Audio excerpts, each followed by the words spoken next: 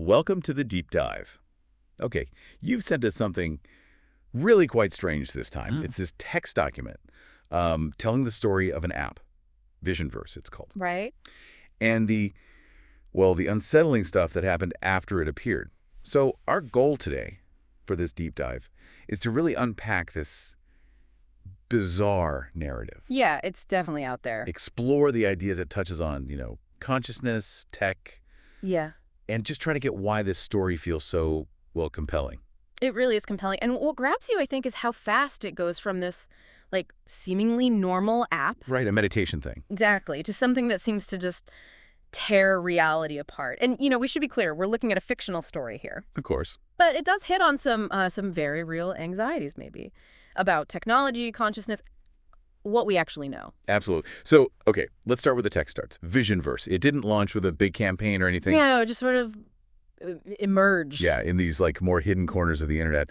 Fringe communities. Uh-huh. Digital campfire story is a good way to put it. And it was pitched as this VR meditation tool, right? Consciousness expansion. Which sounds pretty standard, almost new agey. But the first users, what they started reporting wasn't exactly calming meditation. No, not at all. People were claiming they could remote view accurately. See distant places, Yeah. future events, even secret government sites. Yeah, all of that. It's like the app suddenly handed out psychic powers. Which is, What about that initial appeal, though? Why did people jump on it? Well, think about it. Accessing hidden stuff, seeing beyond the everyday, that's always going to pull people in. True. And it was free.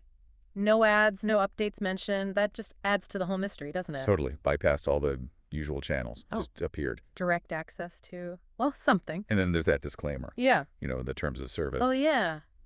Looking back, it's pretty dark. Ooh. Use of this software may allow access to points of consciousness not native to this domain. Uh-huh. Proceed with focus. And the kicker, do not look back. Right. Which most people would just scroll past, probably. Totally. Click accept. But in the context of this story, it feels less like legalese and more like a genuine warning, a really weird one. That phrase, do not look back, it's effective, isn't it?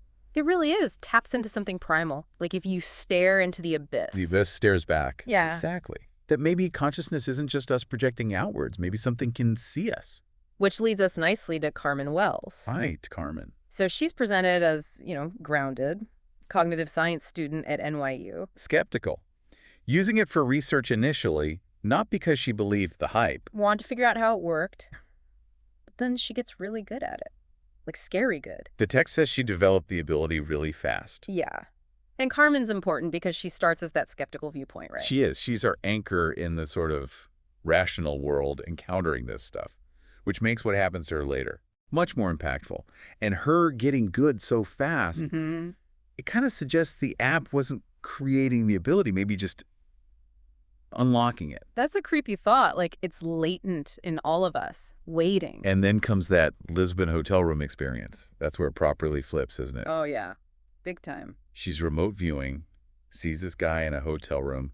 Standard stuff for the app, maybe. All right, then. He sees her. Or senses her somehow. Right, and says, you're not supposed to be here. Ugh. Chilling. And the connection just cuts. And that just shatters the whole idea that this is passive, right? That you're just watching unseen. Suddenly you're there. Yeah. And you can be noticed. Exactly. Reciprocity. That's the really unsettling part. If we can project out, can something project back? Or at least perceive us? It hints that consciousness is maybe more connected or vulnerable than we think. Definitely. And from Carmen's experience, the story just ramps up. Yeah, that's when we start hearing about the observers. Ah, yes, the observers. These figures that multiple users start reporting seeing.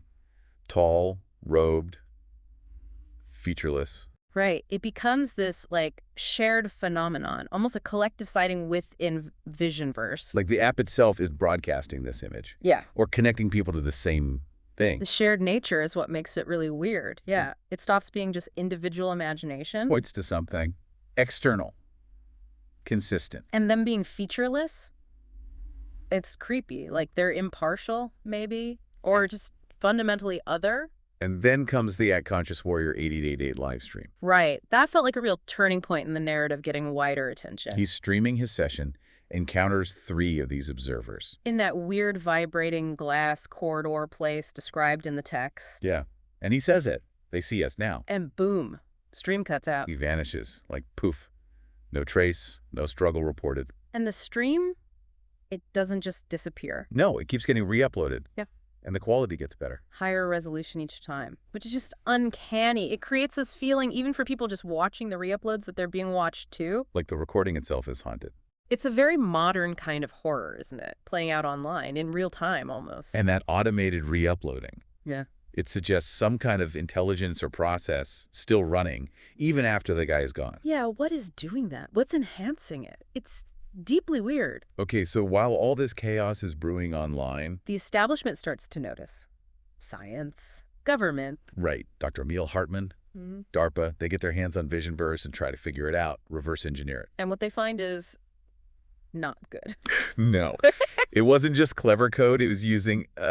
Quantum entanglement. Yeah. For non-local consciousness tethering, which sounds like science fiction, but... But the text presents it as the explanation. It's not a simulation. It's a tunnel. A tunnel between minds, between realities. For people maybe not up on quantum entanglement, it's basically this idea of linked particles affecting each other instantly, no matter the distance. And the app is supposedly hijacking that principle to link consciousnesses directly, non-physically. Which is a clever way to blend the sci-fi with something that sounds vaguely plausible. Yeah, right. It grounds the impossible just enough. The key takeaway is not fake, a real connection. Something. And then it gets even weirder. Language patterns. Yeah. Encrypted stuff in the code. Look like Sumerian, apparently. But not quite off somehow. Hinting at something ancient or not human. Could be either. Or both. Yeah. Adds this whole layer of deep, forgotten history to it. And the code itself. Yeah. It wasn't static. No. It was mutating. Learning. Optimizing itself every time someone used the app. Like it was alive. Yeah. Or controlled by something that was learning. It definitely pushes it beyond just being a piece of software. There's an agency there, it feels like. And the human cost starts showing up even in the investigation team. Right. Malcolm Liu, the lead engineer. The seizures. And repeating that phrase. The mirror looks back now. The mirror sees. Ugh. It's a direct echo of the app's warning.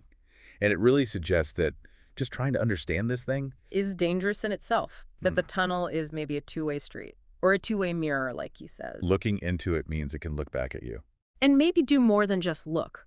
It's the first real consequence for the investigators. Knowledge has a price here. So despite all this, the warnings, Lou's breakdown, Carmen goes back. Curiosity, right? Or maybe something more. The pull of the unknown. This time she tries to control it. Private session. Careful. But what she finds is way beyond the Lisbon hotel. Yeah. The text describes this nightmare landscape. Fractured cities, frozen moments, time, all warped. Like reality itself is broken on the other side. And she sees this tear open up in the sky. And things come out. All kinds of things. Observers, yeah, but also faceless children, floating orbs, twitching shadows. It's just pure cosmic horror imagery. Culminating in that massive tower of flesh and light. With endless eyes, spanning dimensions, just incomprehensible. It's Lovecraftian almost. Something so alien it barely registers. And then she gets the message directly into her mind. You looked back. Game over, basically. Yeah, that's the confirmation. She crossed the line. And it wasn't just observation anymore. It was interaction. Yeah. Hostile interaction. And the immediate physical effects. Yeah. They're violent. Convulsions, cameras exploding, electronics frying all around her. Like her connection, or what came through it, overloaded everything. Physically. It's a breach, a fundamental disruption. And the absolute worst part, she comes back changed. She's not alone in her head anymore. Something hitched a ride, came back with her, through the tunnel. That's the ultimate violation, isn't it? Loss of self, something else wearing your skin. It's terrifying, and it marks a massive escalation. From here, things just snowball. Catastrophically. Yeah, the vision sickness. Spreads like wildfire among users. Hallucinations. Lost time. Speaking languages they don't know. Future knowledge popping into their heads. Catatonia. Yeah, a whole spectrum of really disturbing symptoms. It's like their minds are breaking under the strain of the connection. And the animals reacting badly to them. That's a creepy detail. It's not just in the humans' heads. It's affecting reality on a broader level. Something animals can sense. A fundamental wrongness. And then the crossings. The portals. Translucent rips in reality, appearing in remote places. And things stepping through. Physically entering our world now. Some harmless, apparently, but others, not so much. The barrier's just gone. The tunnel isn't just mental anymore, it's physical. So government finally reacts in force. Internet blackouts, trying to contain it. Labeling VisionVerse a weapon, which I guess it kind of became, or enabled. But it feels like trying to dam a tsunami with sandbags at this point. Pretty much. Yeah. And that raid on the supposed headquarters, Oryx Labs in Estonia? Finds nothing. Just an empty building, except for That obsidian room with the inscription. "We are not first. We will not be last." Just layers on the dread, doesn't it? Suggests this is cyclical. Humanity keeps stumbling into this, apparently. Like we never learn. Or maybe we forget. And the traditional responses, the government, the military, they're useless against this kind of threat. It operates on a different level. So Hartman tries his trump card. Project Obelisk. The failsafe. Sounds impressive. Secret network, satellite dampeners, huge towers. Designed to suppress these consciousness spikes. Block remote viewing. Shut down the signal, basically. Too late. Yeah. The text says the entities didn't need humans to initiate anymore. Didn't need the app. The door was open, and they could just walk through whenever they wanted. Pandora's box is wide open, and trying to stuff things back in just doesn't work. It's irreversible. And the consequences described after Obelisk fails, it's pure apocalypse. Towns vanishing off the map. Forests turning to glass. Oceans boiling. Skies bleeding, yeah. Reality itself is just unraveling, being overwritten. And the observers are just there, multiplying in the ruins. Silent witnesses to the end of our world. It's incredibly bleak. But then there's Carmen again, her final act. She's changed, though, physically. Doesn't need to eat or sleep. Eyes glowing, reflecting. Other things. She's not entirely human anymore, is she? Or she's more than human. And the entity inside her, it gives her information, or maybe they're cooperating now. It calls the others echo forms. Echo forms. From a parallel layer of awareness. And here's the gut punch. The big reveal. They didn't invade us. We invaded them by remote viewing. Yeah. We stumbled into their reality. That flips everything, doesn't it? We weren't victims of an attack. We were reckless explorers who broke something fundamental. Each viewing created a connection, a thread, and enough threads. Unraveled reality. Turn Earth into a beacon, drawing them in, or maybe just merging the layers. So Carmen, or maybe Carmen and the entity, they come up with a solution. The consciousness bomb. Which sounds terrifying in itself. What does it even do? It's designed to erase the awareness of the echo forms from human minds. Retroactively. Across time. So like, make it so no one ever knew they existed. Severing the link that way. That seems to be the idea. A universal targeted amnesia bomb affecting the past. To the cause. Is immense. Everyone who ever saw them, everyone who used VisionVerse and made that connection. They vanish. Wiped from history. As if they never existed. It's a horrifying price to pay. Erasing potentially millions to save billions. And her last question to the entity. It's heartbreaking. Will they forget me? And the answer, no. But they will never know why. God, that's just tragic. The ultimate sacrifice, and the memory remains, but without context. An echo of loss. And then she triggers it. And the world changes. So the aftermath. We land in 2030. And VisionVerse never happened. Remote viewing. Forgotten concept.